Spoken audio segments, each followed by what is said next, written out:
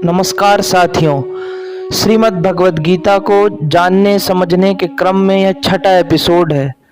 पिछले 5 एपिसोडों में हमने अर्जुन को होने वाले विषाद योग की चर्चा की है।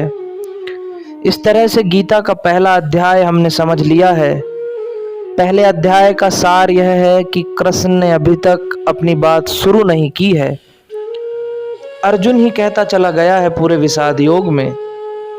अर्जुन ने जब रणभूमि में अपने भाइयों और रिश्तेदारों और बंधु बांधवों को शत्रुओं के रूप में पाया तो वह सोच विचार में पड़ गया और शोक से भर गया, दुख से भर गया, विषाद से भर गया और युद्ध करने से इनकार करने लगा, क्योंकि अपनों को मारकर वह सुख नहीं देखता था। युद्ध से भागने के लिए वह कृष्ण को तरह तरह की दलीलें देने लगा। वह बुद्ध नहीं हो गया है, अहिंसक नहीं हो गया है, वह अभी भी हिंसा से भरा हुआ है। बस अपनों को सामने पाकर वह युद्ध से इनकार कर रहा है। इस एपिसोड में अब हम ज्ञान योग पर चर्चा करेंगे। अब कृष्ण उससे बात करना शुरू करेंगे। ज्ञान योग का पहला, दूसरा और तीसरा श्लोक इस प्रकार है। संजय कहते हैं, दया से भरकर और आंसुओं से पूर्ण तथा व्याकुल नेत्रों वाले शोकयुक्त उस अर्जुन के प्रति भगवान मधुसूदन ने ये वचन कहा, हे अर्जुन, तुमको इस विषम स्थल में यह अज्ञान किस हेतु प्राप्त हुआ? क्योंकि यह ना तो श्रेष्ठ पुरुषों से आचरण किया गया है, न स्वर्ग को देने वाला है, न कीर्ति को करने वाला है। इसलिए हे अर्जुन, नपुंसकता को मत प्राप्त हो, यह तेरे लिए योग्य नहीं है। हे परम तप, तुच्छ हृदय की दुर्बलता को त्याग कर युद्ध के लिए खड़ा हो।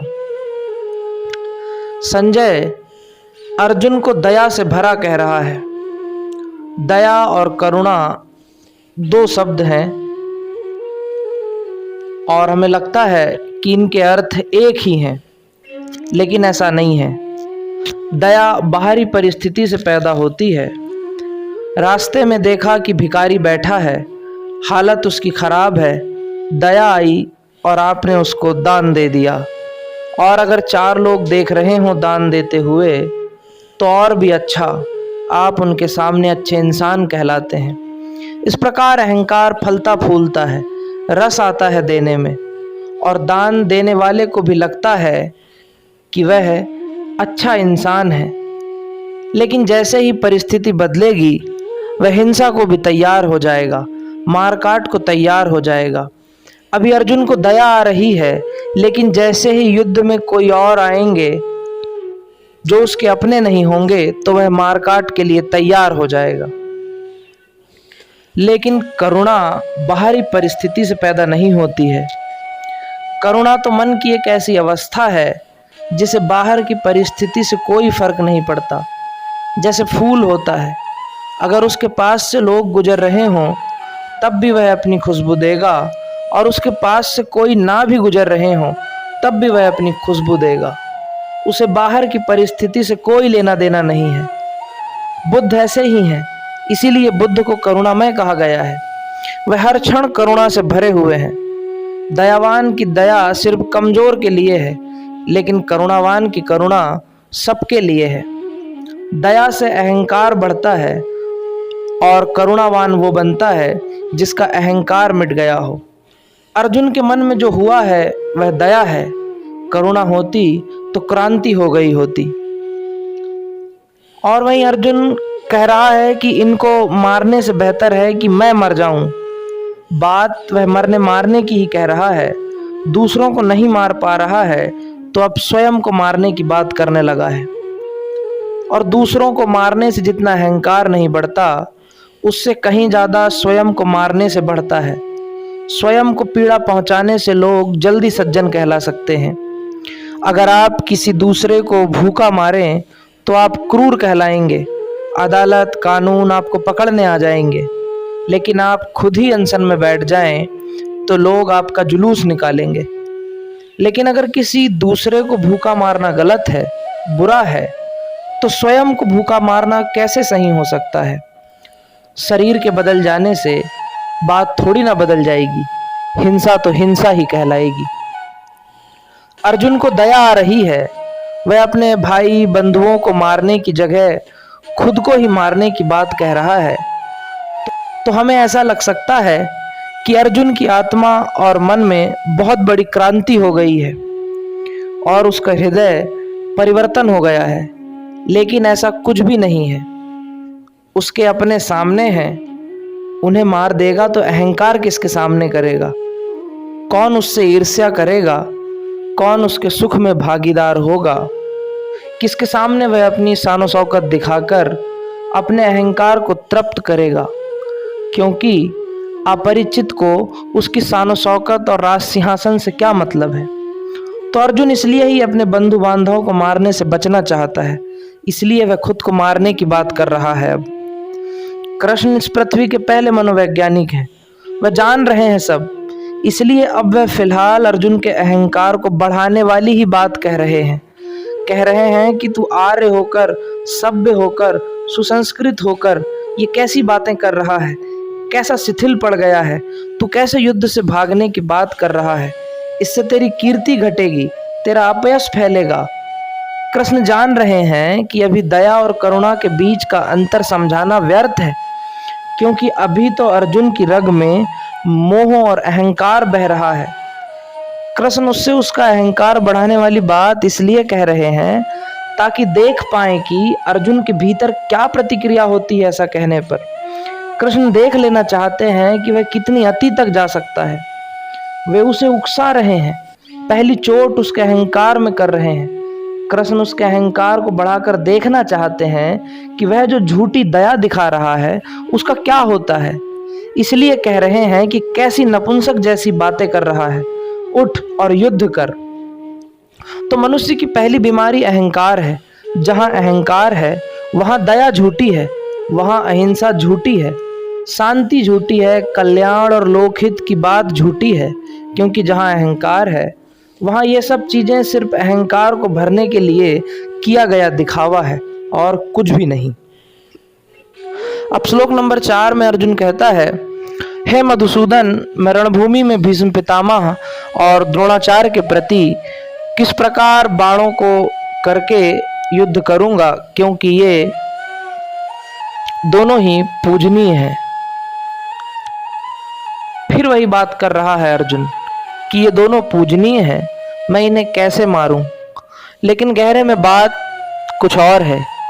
वह कह ये रहा है कि मैं तो खुद को बहुत अच्छा समझता हूं,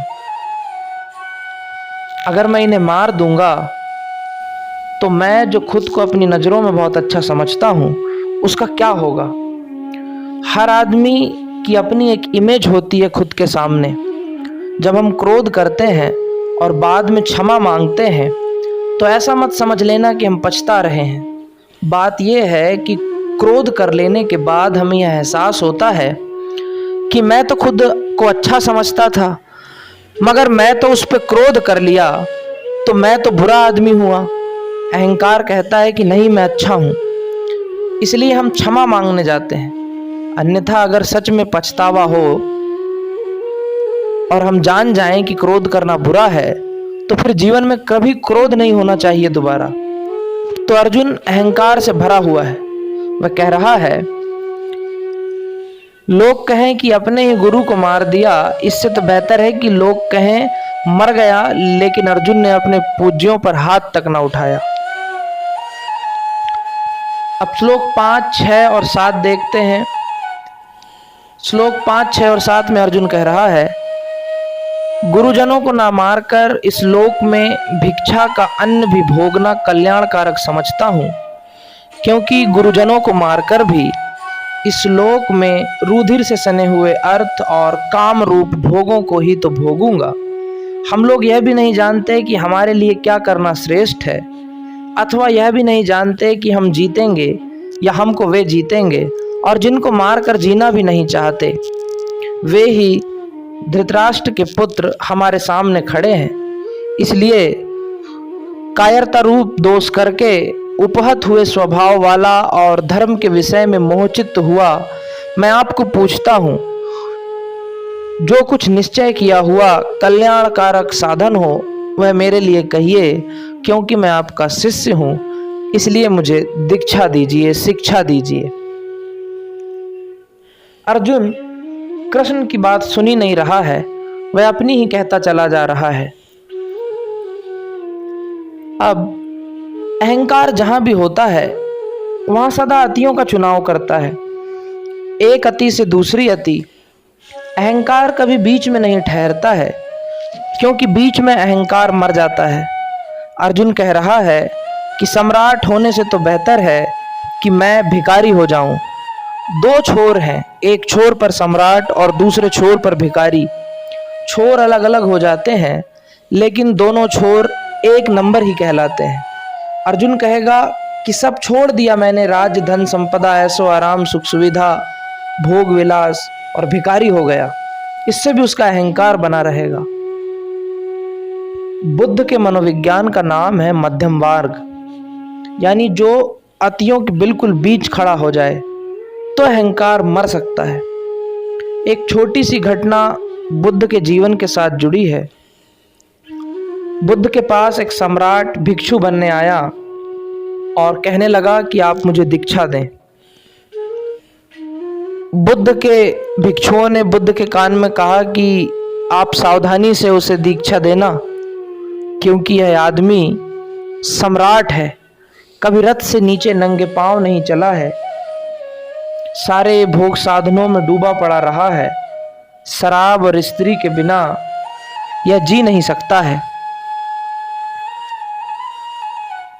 और अब आपके पास आ गया है त्यागी बनने, भिक्षु होने।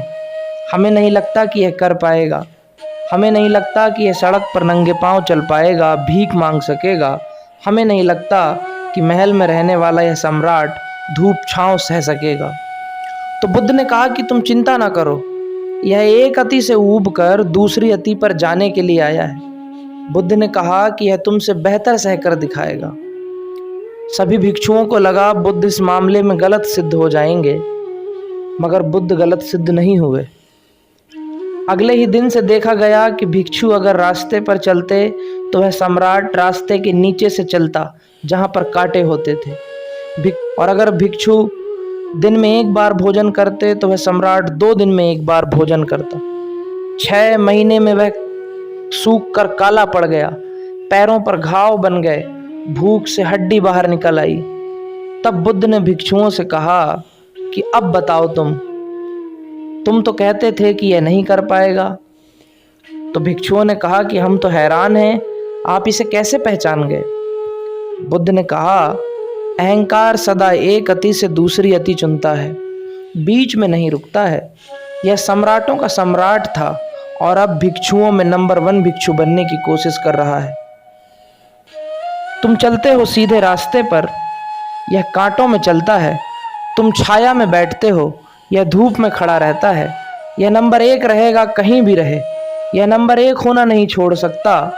इतने सम्राटों को हराया, अब तुम भिखारियों को हराने में लगा है। अहंकार सदा अति ही चुनता है। अर्जुन भी यही कह रहा है कि सारा साम्राज्य छोड़कर भीख मांग लूंगा। बिल्कुल मांग सकता है, वहां भी अहंकार की तृप्ति हो सकती है, मध्य में नहीं रुक सकता है वह। तो अर्जुन भी एक अति से दूसरी अति पर जाने की बात कर रहा है। फिर बुद्ध एक दिन उस सम्राट के पास गए। वह बीमार चुपचाप एक राह पर सड़क किनारे पड़ा था। बुद्ध ने कहा कि मैंने सुना है कि जब तुम सम्राट थे तो वीणा बजाने में कुशल थे। मैं तुमसे पूछने आया हूं कि वीणा के तार अगर बहुत कसे हों तो क्या संगीत पैदा हो सकता है। उसने कहा कि ज्यादा कसने पर तार टूट जाएंगे, वीणा से ऐसे में संगीत पैदा नहीं हो सकेगा। बुद्ध ने कहा, और बहुत ढीले हों क्या तब वीणा बजाई जा सकती है। तब सम्राट ने कहा कि नहीं, तब तो ध्वनि ही पैदा नहीं होगी तारों से।